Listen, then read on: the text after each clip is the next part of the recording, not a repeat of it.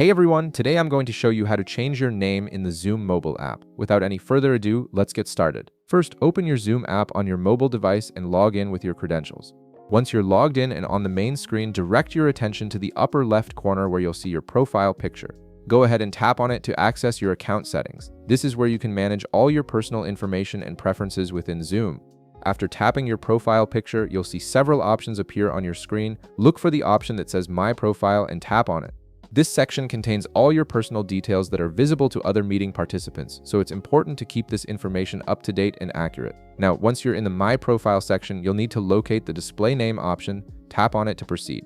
This is the name that appears to other participants during your Zoom meetings and webinars, so choosing the right display name helps others identify you easily during calls. Next, you'll see your current display name appear in the text field.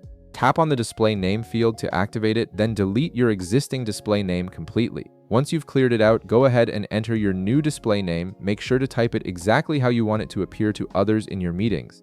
After you've entered your new display name, look at the upper right corner of your screen where you'll see a Save button. Tap on it to confirm and apply your changes. Give it a moment to process and save your new information to your account. And that's it.